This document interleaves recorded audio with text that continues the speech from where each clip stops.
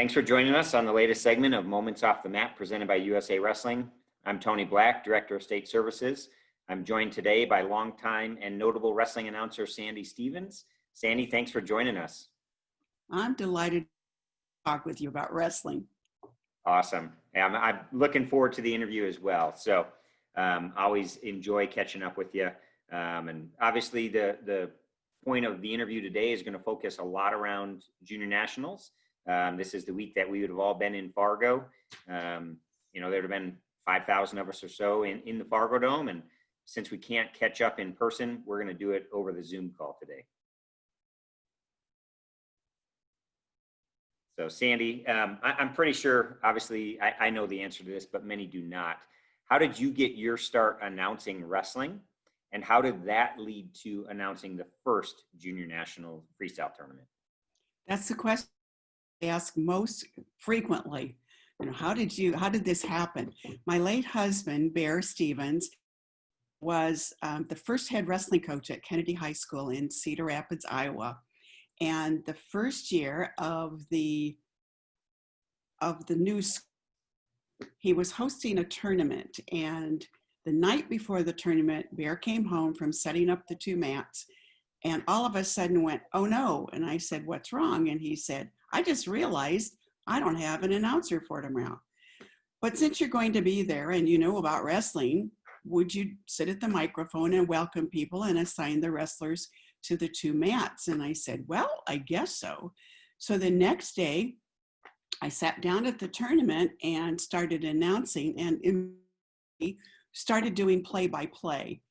And what most people still do not know is that it was comfortable for me to do that and natural, because about 18 months before that, just because I wanted to prove to myself that I had the knowledge, I got permission to take the certification test for refereeing in Iowa. And we didn't know it at the time, but I became the first certified wrestling official, I believe, female in the United States. So it was comfortable for me to start talking about what the wrestlers were doing and what the referees' signals were. And then other coaches began asking me to do their tournaments. Well, 3.5 years later, at Kennedy, we hosted in the summer, first folk style tournament I'd ever seen. And I sat down and announced that. And while I was there, Bob Siddons, who was the renowned wrestling coach at Waterloo West High School and known as Dan Gable's high school coach, said, "Sandy, we're hosting the first ever state freestyle championships in Waterloo. So would you come and announce that?" Which I did. And the University of Iowa coaches were at that state tournament, Dave McCuskey and Gary Kirtlemeyer.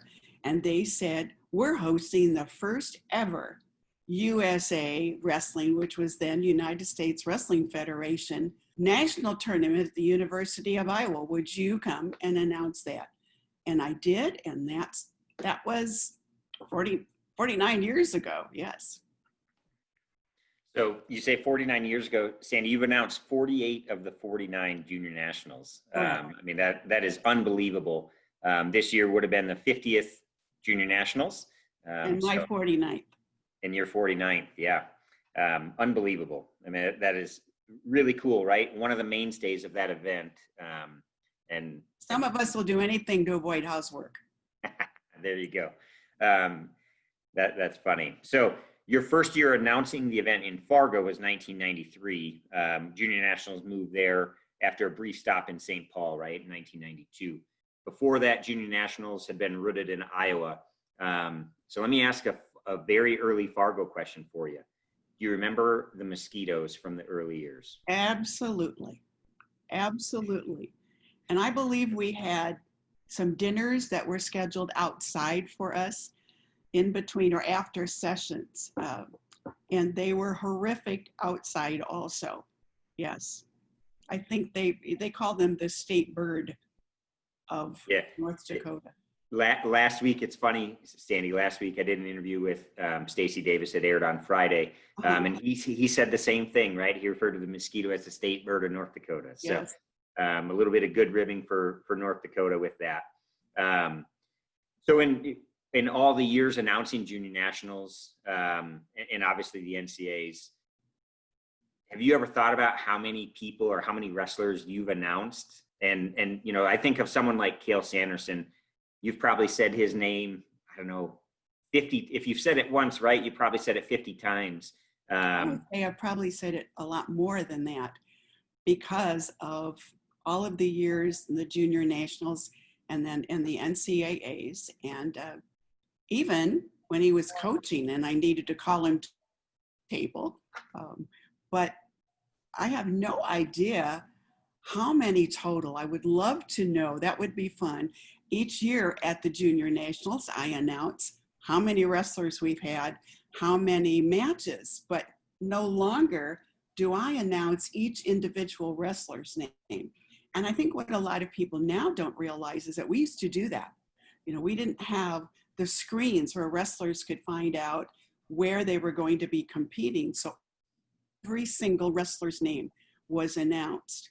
And I remember one year I was timed on that. I don't know, somebody from USA Wrestling was timing me and figured out I was announcing 16 matches in 1 minute. So I'd say, you know, about 4:33, so-and-so from this state, so-and-so from this state, mat 10. And then I'd give the last name and the last name and the states again and the mat, and boom, it would be off. So made it different. But when you ask me about the numbers, Tony, there's one statistic that I have because I was given a surprise plaque it was at Fargo, but it had to be early in Fargo. There's no date on it, but I know it was at least 25 years ago because they had my husband lift me out of my chair and take me down to the floor for the presentation. And it was for the voice of the junior nationals. It said at that point I had announced over 60,000 names. So that was about, like I said, a good 25 years ago. But 60,000, 60. That's correct. That's awesome. And you said, right, over 2 decades ago when that happened. So of all those, you know, let's I don't know, 100,000 names. Are there any? I guess I'll ask this 2 ways, or 2 questions about that. Whose name do you think you've announced the most?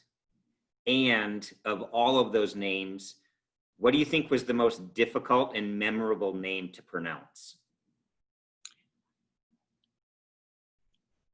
Before I received that award about 25 years ago, the Dellinger, who's with USA Wrestling, said we tried to think of whose name you'd announce more than anybody else's to present the award.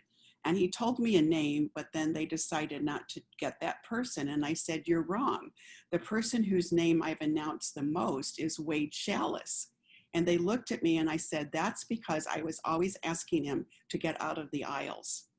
But in terms of the names, oh my goodness.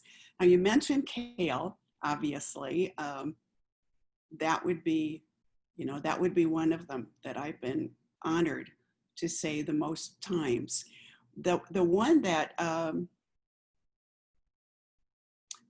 sticks in my mind was several years ago, and I think it was the longest name that I recall in the relative near future. It was 18 letters.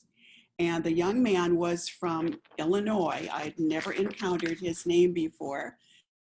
The same year, I had the shortest name I think I'd ever had, and it was 2 letters, L-E. But sometimes I get shortened names, particularly with some of the Hawaiian wrestlers. They'll condense the name, or if there's a foreign name, someone who has moved to the United States from another country, they will sometimes shorten the name for wrestling.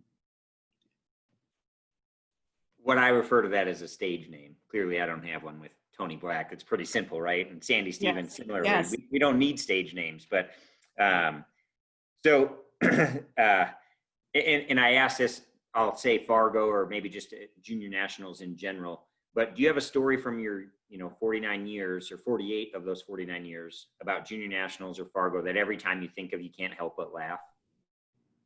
Oh, wow. That's a tough question.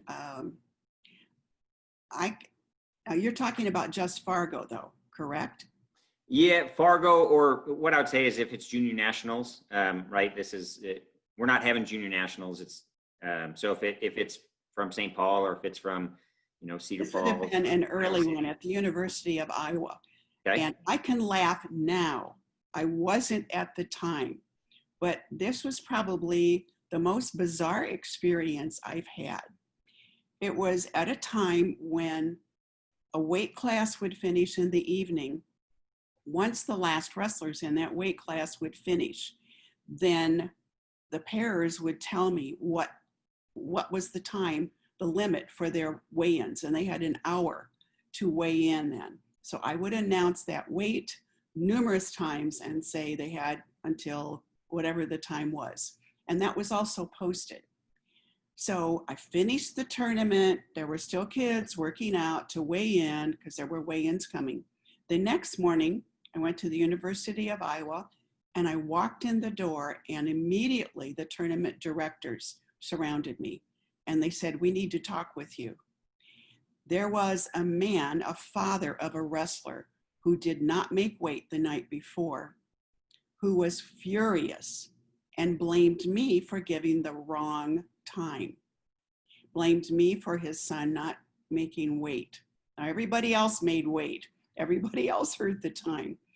And they said he was so angry that they wouldn't allow his son more time that he went up to the second level of the Iowa field house, crawled up the posts, and threatened to jump from the ceiling. And what didn't help was that his wife was down there yelling, "You damn fool, jump." And they called the police. The police took him away, but they said, "Sandy, we don't know if he's still in jail or if he's out. We don't know if he'll try to come in here because he blames you." So we have the University of Iowa wrestlers all around the stadium, all around the field house with radios. And there's a code word. We will have somebody behind you with a radio. If anybody spots him, and they all were here, so they all know what he looks like, they will let you know. He'll give that word to you. You'll say it over the microphone and you duck. And I said, "Duck? I'm there to volunteer to announce a wrestling tournament." So it was probably a good half hour after the session started before we knew, we got word that he was on his way home to another state. Well, I can laugh about that now because that's the most bizarre experience. Yeah. Yeah, that is definitely bizarre. There's And one and other, there's what's one that? other, if I may. For sure. This was, probably about 10 years ago at Fargo. And I don't remember which state the coach was from. It was one of the Western states, maybe Oregon, Washington State. And he came up to me and he said, "I want you to know that I told my wrestlers about you." And I said, "You have to listen to her and you have to pay attention." And he said, "You'll know who she is because she looks like Judge Judy, but she's nicer." So when I have to use a voice at the tournament to say, don't climb over the railing, whatever it is, I say I'm using my Judge Judy voice. I'm confused. You've told people not to climb over the railing in Fargo, Oh Sandy? yes, once or twice. Well, That's maybe twice. Maybe probably twice. the most comment, most associated with me, right? That's awesome. So, I mean, I think if it's 49 years ago when you started, clearly you've made some lifelong friends as a result of your time announcing junior nationals. Are there any individuals that you want to highlight as some of those people, some of those lifelong relationships? Well, it would be, first of all, the other announcers with whom I've been honored to work. Don Blasingame and I worked probably 15 or more years together. Um, and it was so much fun, just so much fun. A.L. Hazlip is absolutely the same way. We've become such good friends. And now Dorothy Mayab, the trio of us we have so much fun, but you have to, because those are exceptionally long days. They are stressful. It's a tiring week, but I am so blessed to be able to work with those people. And when you think of somebody like Rich Bender, a lot of people don't realize he was the events manager way back when. And so I've known Rich for a lot longer than many of the referees or the pairings officials, but there are pairings officials and referees I've been with from almost the beginning, like Rick Tucci, for example, and the Hessers, Sue and Jan Hesser. I hate to name people because I don't want to leave anybody out, but wow. And coaches, that who've been there forever. And it's a joy to see them again. It's such a reunion. Fargo is what I call a wrestling family reunion. And that's the hardest part of missing this week. It's not the 13-hour days, that's for sure. But it's the wrestling family and making friends, new wrestling family friends, every single time. There are parents, there are grandparents, there are siblings, there are wrestlers who come up. And it's fun because I announce now for 28 years, I announced the California High School State Championships. And now I'm announcing the Georgia and the Arkansas State Championships, and have done for a number of years. And it's fun when the kids from those schools, those states, and even their parents then come up and say, didn't you announce at, or are you the announcer from? But I think what's nice is that it gives a level of comfort to those wrestlers because it's almost like they're back home. It's something familiar, so especially if they've not been to Fargo. That's daunting to walk into that arena and see 25 mats and all these thousands and thousands of wrestlers and coaches and announcements being made. So, yeah. And you bring up in your early part of the answer, the Don Blasingame and A.L. Hazlip. Sandy, on a personal level, so my mom was an announcer's assistant for many years out in Fargo. I think her first year out there was 1996, which is actually when I wrestled in it as a cadet. Yes. And I know she would come back. We would kind of be like, why do you go to Fargo for like 7 days? And, but it was clearly because the time that she had at the head table, probably a little bit caught in the crossfire of you and the other announcers picking on each other and having a great time. But those days of the announcers, I know when I started at USA Wrestling in 2007, I guess was my first Fargo as a staff member, right? Your relationship with Don then and your relationship with AL and Dorothy since is really evident to everybody that witnesses it. So neat that you highlight those folks. So obviously, I was going to ask this question, and you pretty much answered it. What are you going to miss the most about not being in Fargo this year? And the people, right? Yes, without question, right? And even some of the people at the hotels and the restaurants, they get to know us also. But it's the people, without question. The volunteers from Fargo who come year after year after year, and the people from the city who are there. Yeah. It takes a whole bunch of people, but so this is unrelated specifically to junior nationals, but you've announced many NCAA Division I's. Do you remember the first time when you announced that event and the NCAAs were televised live? And and what is the significance of a live broadcast mean to the sport of wrestling? What it means to the sport of wrestling is that it gives us a chance to show people who may not be really, really familiar with our sport, an opportunity to see the passion, the expertise, the athleticism, the fan support, but it also gives the fans the opportunity to see the ultimate in our sport, at the collegiate level. What it meant to the announcers, we had to coordinate a little bit more in terms of the time, but we felt we were so fortunate to be able to do that. And now you can watch almost all of it. And, I have people who tell me, well, I don't go to wrestling meets, but I decided to look at that. And wow, it was really interesting. And do you know this? And they'll mention a wrestler's name. And have you met him? Have you announced him before?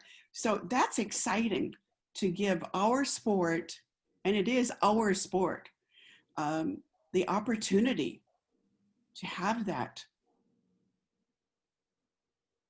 Yeah. So last question for you, Sandy. Obviously, the first question talked about your start as an announcer, right?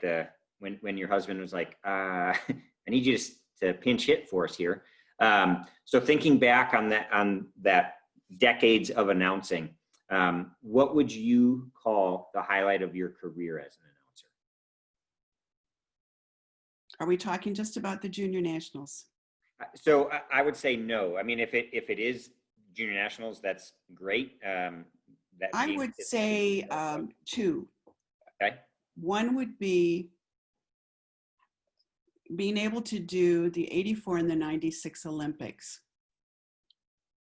Those were both phenomenal experiences, especially that Los Angeles Olympics. Ed Alaverdi, the late Ed Alaverdi, and I did so many years of tournaments together, and we just had a wonderful time with that. And one of the things Ed and I started doing was, prior to each session, we would explain to people what was going on, so what they could expect, the rules, because the majority of people were not wrestling fans. They were people coming because it was the Olympics. So that was definitely a highlight. Collegiately, being able to announce, because I was the lead announcer then, the final match of Cale Sanderson, and to announce him on the award stand after he became the first and only Division I wrestler to win 4 NCAA championships undefeated. And having known him and his family, since the kids were in high school, wrestling in the junior nationals made it even more special. Yeah, 2002 in Albany, right? Yeah. I think that is the absolute longest standing ovation I have ever seen of anything ever. I mean, it was, I don't even know, someone probably knows, and if you do, send a note in and let us know. But yeah, that was a pretty big deal. And one of the things I remember also about that is that after Cale had his hand raised and went off the stage, people started cheering and clapping, Cale, Cale, Cale, and wanted him to come back on stage. And it wasn't the Iowa State fans or the Iowa people who started it. It was people from Minnesota. I remember that. And there were people from another state, fans from other states, other schools were calling him back to honor him. That's what it's about, but I've never, ever forgotten that. That was really, really meaningful. Yeah, awesome. And obviously great. I mean, it's fun to cheer for good people. So I think, right, the 17,000 people that were there, or whatever that number was in Albany, and everybody at home, Kale was an easy one to cheer for. And pretty cool. Obviously, I know that you announced junior nationals with him and his brothers, right? I mean, co-champs and all that. They have a long history at the event, junior nationals, and you announcing them. So that's really cool, Sandy. Is there anything else that you want to impart your wisdom on us wrestling fans before we sign off, Sandy? This isn't imparting wisdom, but it's a question I get asked a lot when I say, you know, I've done 48 of the 49. Well, obviously I did the first. Well, what happened to the 49th? And that was number 30. I was a half an hour away from leaving and had to cancel because my husband was in the throes of battling Hodgkin's lymphoma. And that was the reason I had to stay home that year. But that was the only thing that kept me away. And that was really devastating to not be able to be there, but that was number 30. So that's why I'm one behind on the full number of 50. And I look forward to celebrating the 50th next year and getting back as many of those original 10 members as we can. Yeah, and I apologize for not asking you to highlight why you missed. Obviously, oh, that's okay. You noted with Bear's sickness, so I'm glad you obviously brought that up. Thank you. Yeah, and again, thanks, Sandy, for joining us today. Certainly have enjoyed the interview with you, and thanks to everyone who's tuned in to catch the latest segment of Moments Off the Mat. I'm Tony Black for USA Wrestling, and we'll sign off for today and look forward to chatting with you again.